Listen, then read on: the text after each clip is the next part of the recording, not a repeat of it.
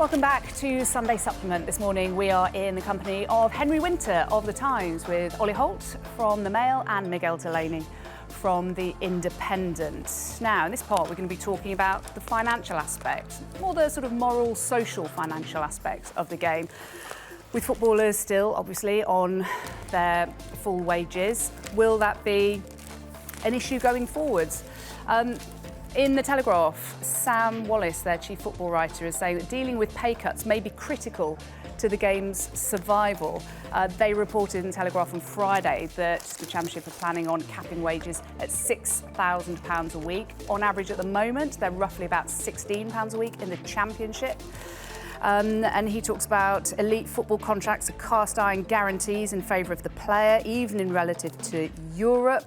And he says here that you'd be hard-pressed to find a Premier League footballer unprepared to acknowledge his good fortune at playing in an era when even the third-choice goalkeeper can afford to live like a member of the landed gentry. And he goes on to finish by saying neither side will particularly trust each other, and it would not take much to see it descending into the most rancorous of battles. But if the game is to continue, they will have to seek to compromise. Miguel.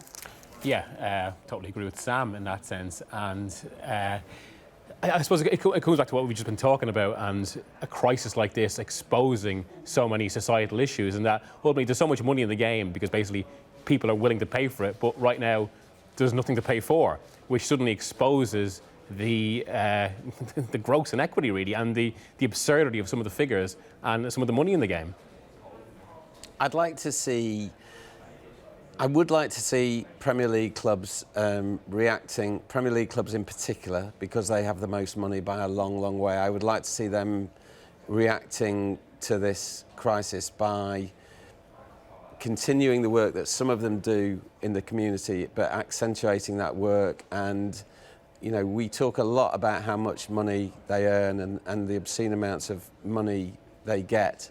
I'd like to see them ploughing some of that into the NHS to help for this crisis. We're starting to see that with, you know, I mean, look, we're talking about, we saw Manchester United and Manchester City, I think, get together to put £100,000 into local food banks. The owner of Stockport County, which is my club, donated £75,000 to Stockport NHS Trust.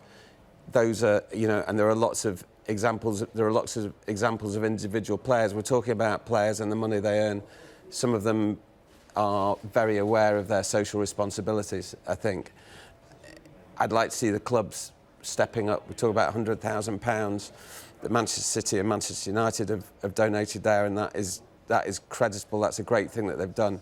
I think they should be, I don't mean those clubs in particular, I think clubs in general should be giving a lot more, and they should be responding to this crisis by helping, and they talk of themselves as community clubs. I think they need to put some money into the situation as well. There are two elements to this. I mean, the players who are increasingly contributing to society and to the NHS in this crisis period, and a lot of them do anyway. I mean, a lot of them have foundations. You know, Marcus Rashford, and you know, he's been sort of often leading a lot of the stuff on this. So, but if you are a player, particularly at the elite end, and then you go and look at your club, so this is why you have to divide it between player and club, and you see your club, and say take Manchester United for example, you see the Glazers taking money out, and the money that they will make eventually when they sell Manchester United, on the back of obviously Ferguson's genius, and now Solskjaer getting them going again, and the players that they've got, and the work of the players and the staff and the merchandising and all that sort of side, the players will quite rightly say, okay, we may have to take a cut, but are the Glazers, you know, and it's not just a Manchester United thing, you know, this is an issue with all the clubs whose owners are making money out of the work of the players. But I think increasingly what you'll see is the players, whether the PFA actually come around to this, I'm not so sure, but whether they just contribute more individually. Or maybe collectively, they do it through the PFA, but to actually argue for players to take a wage cut, which look, we've been doing for years and years, when the clubs are also making so much profit, I think the clubs have to make the first move.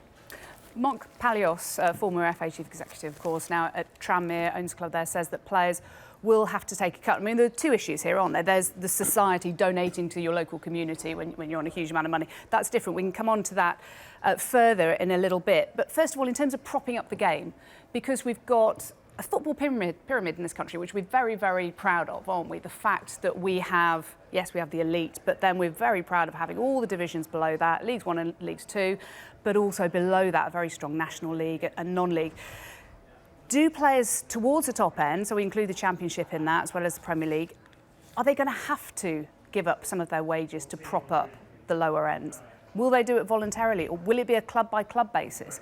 Or will it be a case of the Premier League, or will it be the PFA coordinating and saying you will need to take a percentage cut? Yeah, as Mark Palios absolutely rightly said, they'll probably have to think about this, or else they mightn't have an industry to go into, or rather the same industry, because I think there is a bigger issue here. I mean, the optimistic view is essentially that this brings out more solidarity both in the game and society. But a real danger is actually that this further splits the game. I mean, there has been an issue coming for some time where so much money is propped towards the top end and the super clubs that eventually some sort of split is coming because, you know, so many games become more predictable, that, you know, there's always interest pushing some sort of super league. And while this situation should encourage more solidarity, the danger actually is that it leads to so many clubs potentially going out of business if there isn't some action, that we just have this situation by default where we've suddenly got a super remunerated top end, a huge gap, and then almost a huge kind of almost semi-professional platform. I think that is potentially what this could do as well, that it just moves us further down the path to a Super League. What you've also got to explain to the clubs and for them to appreciate is this statistic that when Gareth Southgate went to the World Cup in Russia, 20 of the 23 players had EFL experience, whether through EFL competitions or on loan, or in, say, the case of Raheem Sterling, actually coming up through the ranks in the academy at QPR. So many other players went on non-league as well. And just taking on this point, I mean, we're focusing heavily on the Premier League, on the Championship, League 1 and League 2, and League 1 and 2, you know, League 2 is going to, unfortunately, may take a hammering. National League, why they played on for another weekend was crazy, but you look at the finances there, the suggestions in the papers today that they need £20 million to keep them going, those clubs. But let's go down the league, let's go down even further. Grassroots has had a dreadful winter with the weather, battering dilapidated pitches anyway. The FA said apparently only 1 in 3 pitches was really considered truly playable in a recent report. What is going to happen to grassroots club, which actually brings so many of these players through who then go on to the top end? So absolutely, the Premier League has got to start showing, whether through solidarity payments, whatever, to the clubs lower down the pyramid. But also, let's look at the grassroots club, because if we're having those key grassroots clubs going out of business, you talk to the London Playing Fields Foundations, they are warning, you know, they've been going for, 130 years. They are warning about what is going to happen to football in this country if grassroots is not looked at. And coming back to sort of Mick's point, this is cast a brutal spotlight on many of the flaws within modern football. But the Premier League has also got to think very practically and selfishly, as they invariably do, where they're going to get the players from. You know, all these clubs that are on Hackney Marshes are in, you know, the North East, the North West. These small clubs, they've got to support them, as well as looking at League 1, League 2 and the Championship. Just before this crisis hit, there were ongoing discussions in European football about the solidarity payments from UEFA to the rest of the game, which essentially the money raised from UEFA competition, Champions League and Europa League, that go to non-participating clubs, because obviously the amount of money you get from the European competition it has created such a split in the game. And the European leagues were arguing that the figure they'd want for some sort of equity in football is 20%.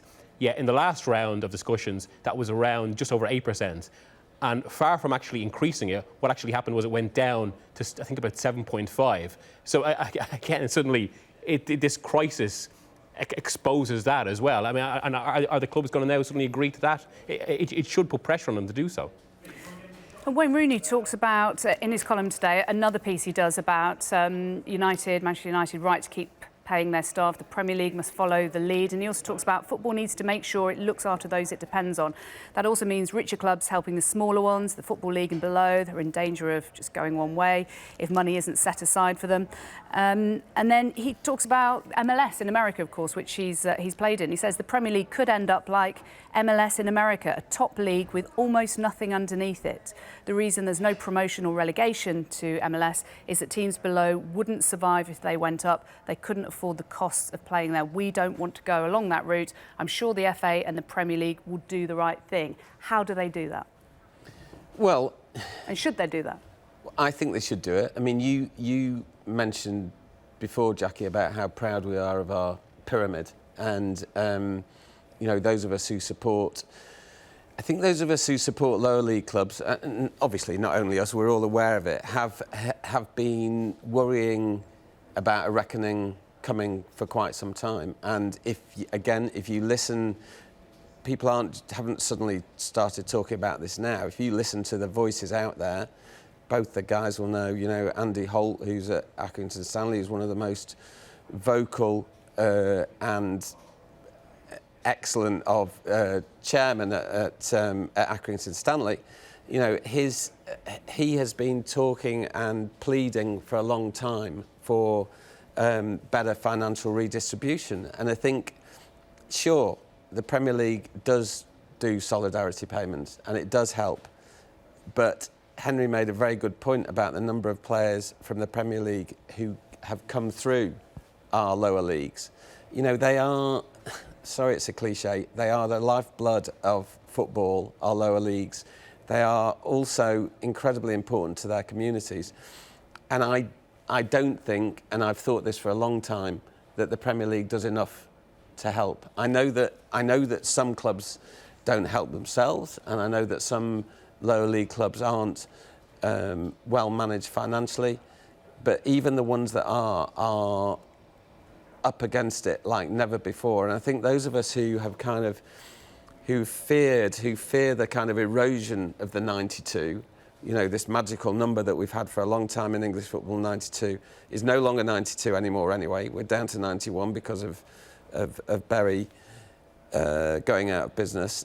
But I think that there is a real danger that they are in such a parlous state, some of those clubs in our lower leagues, that a crisis like this could also have a horrendous knock-on effect for these lower league clubs and could push a lot of them to the wall. It was good what the EFL did the other day. Sorry, just quickly, Yeah. Jackie, what they did, because the EFL deserve praise on this. They said, you know, launch an immediate £50 million package. When you actually divide it down and you look at the letter they sent to the clubs and what clubs were actually able to apply for, part of it was an advance of payments, and part of it was an interest-free loan. If you're a League One club, I think that meant about 280 grand. Now, okay, so that is a lot, but as we were discussing earlier, we don't know how long this crisis is going to be going on for and how long the turnstiles are going to stay shut, which is absolute key for revenue, for particularly in League One and League Two. It was a good thing, Henry, but it was. But sorry, it was money. It was money that, I mean, it's their money anyway. It's money that they are going to be owed. So they're getting early. Absolutely, and this is the point I was coming on to.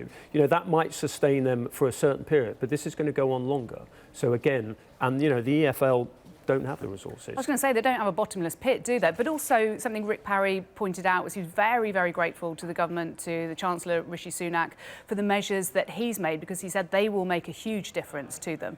That something perhaps will help the game out. We haven't really talked about that too much. We don't think about the government helping football, but of course they put a cap on it.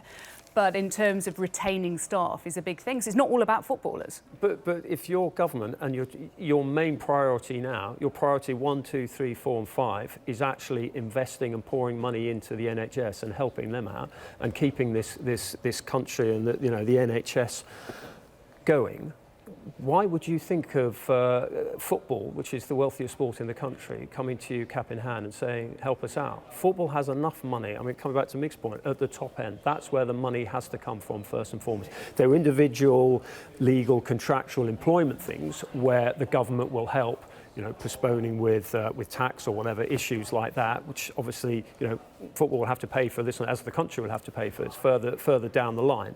But honestly, it would just be such a bad look if football sort of starts knocking on number 10 and number 11 Downing Street saying, bail us out.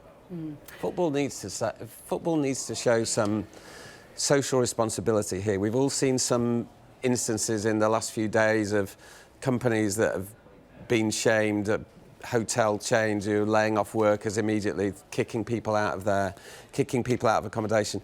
People remember this stuff, and football needs to step up. OK, we'll continue this conversation about the redistribution of wealth in football in Part 4. We'll look at some of the more uplifting stories that have emerged during the crisis as well.